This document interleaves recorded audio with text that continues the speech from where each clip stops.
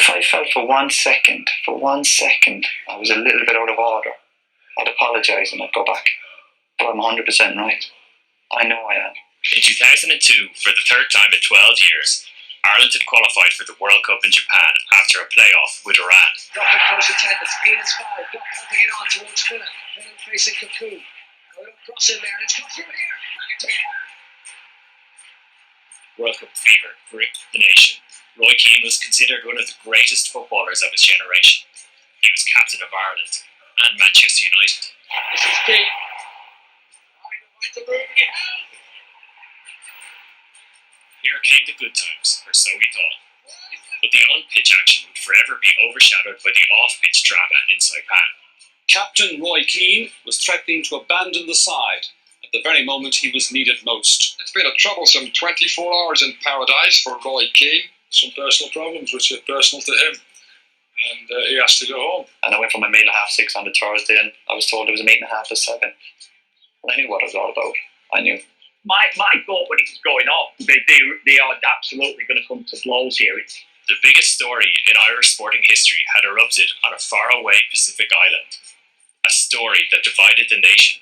Screaming matches among journalists, because it was a civil war. You were either on Mick's side, his side, or Roy's side. As a Man United supporter, the amount of stupid arguments I got into were you for or against Roy Mick. I tell people the truth. They think it's hell.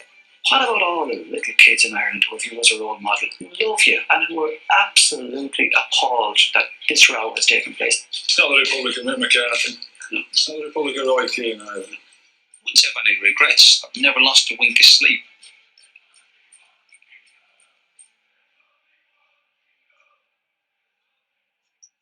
Everything came to a head that week in Saipan, but tensions had been building for years between Keane and manager Mick McCarthy. Kevin Cluban won over 100 caps for Ireland and was a key member of the squad in 2002. Everybody knew there was history. It was even prior to me being in the squad, and it was something that was spoken about that Mick and Roy don't get on. Honestly, I never saw it bubbling over. They obviously had words in the past with each other privately and things like this, but it honestly never came to become a problem for anybody within the squad, because we never really bothered about the things that had gone on in the past. And we'd all been around enough dressing rooms in the past, and we'd seen enough arguments in the past to think, look, they don't get on with each other, and that's pretty much it. You're getting on. You're just here to play a game or to do the business, and that's it. You just get back. Vincent Hogan is a sports writer with the Irish Independent. I think it would have been known that there were certainly issues between them. We all had that famous handshake after the Dutch game in Lansdowne Road, where Mick is reaching across to shake his hand after that famous 1-0 win where Jason McAteer gets the goal, and Roy Keane has just given this extraordinary performance, which started with that crushing tackle on Mark Overmars in the first minute, which set the tone for the whole game.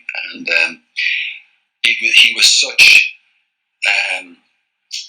such a central point of that whole team, Mick McCarthy's team, but there was an edge between them, and that photograph, it should have told us maybe that there was more going on than we realised.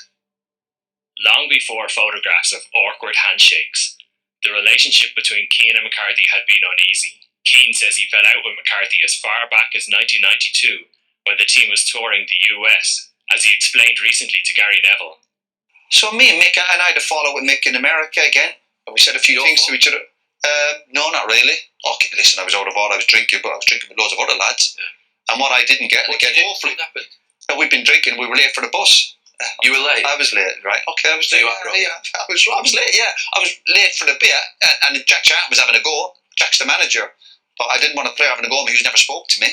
If Packy Bonner or Dave O'Leary, who probably helped me, were saying, right, and I go, I take that, but not from somebody who never spoke a word to me, and who was shouting at me in front of everybody.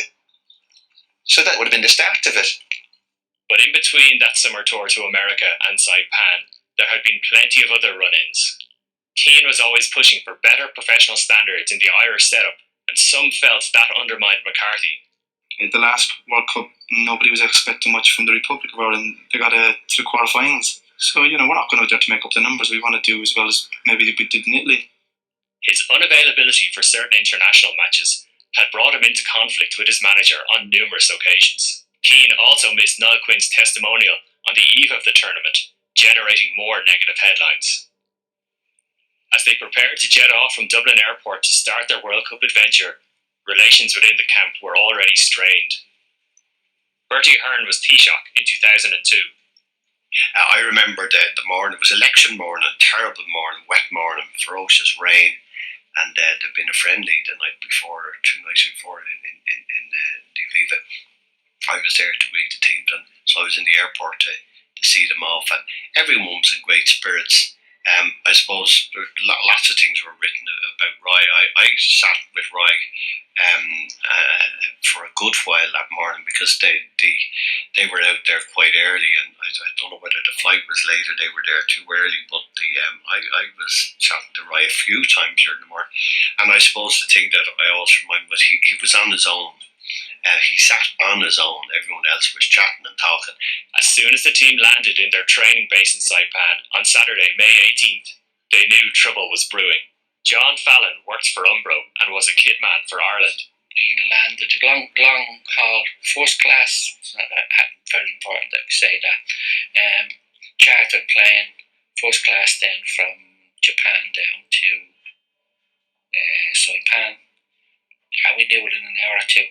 So we had people on the ground, I'm not sure, 3 or 4 of them, before we got there for a couple of days. And anyway, they called Mick aside, and then the Germans say we're in Choisin Street. You know. Back to Kevin Kilban.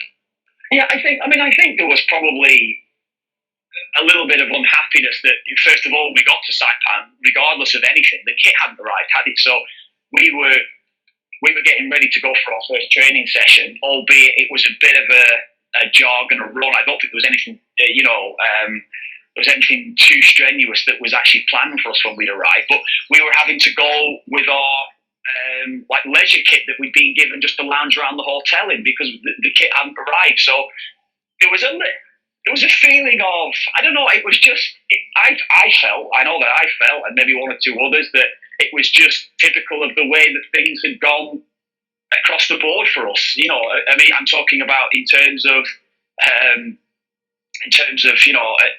typical us, I suppose, typical Irish, that, you know, kit's not arrived, we just got to get on with it. That was pretty much it. But then when we arrived at the training ground and we saw the facilities and we saw the pitch, we realised, look, come on, it wasn't great. It wasn't great at all. I think everybody knows it was terrible. David Marr was working in Saipan as a photographer for Sportsfile. On the first day of training, he took a picture that would capture the mood of the Ireland captain. One of the key pictures I remember from that particular period was even before this all kind of started, was I remember just randomly taking a picture of Roy walking around the pitch the day before. I think it was the very, very first session, and I'm not sure whether there was any footballs involved, or the balls hadn't arrived, or some of the gear hadn't arrived, or I'm not too sure of the full extent of the permutations. But Roy was walking around on his own, and he hadn't got a pair of boots on, he just had trainers on, and he just kept looking at the ground. And I just done this wide angle shot of Roy just walking around, and it, you know, that picture was used a lot. But you see, the pitch and the skips not arriving accentuated that whatever you thought about what would be going to Saipan. To me, it made perfect sense. I mean, humidity was 80 or 82, so the idea of it, and I'm not talking on Mick's behalf, that's the way I read it, was that you'd acclimatise there, it wouldn't be as intense, and then we'd move on. We had our journalist night, if you want to call it that was out of the way. I see the logic in that. Other people might. It was terrible facilities, terrible pitch that we got. It had never been watered, or it wasn't watered probably in weeks prior to us arriving. So it was, I think there was a collective sigh, I suppose you'd say, but I never felt that it was anything that was ever going to break us. There was a real feeling of, you know, mutiny or something like that. It never felt like that to me, and I don't think that was ever the case with the players at the time. It was just always with us, we're together, we're here, we get on with it. And that was kind of our attitude, certainly my attitude, and I'm sure that was the case with everyone. It was always that way with us. No bibs, no balls, and no team kit. It wasn't the best start to the biggest tournament of their lives. and Keane left McCarthy in no doubt how he felt.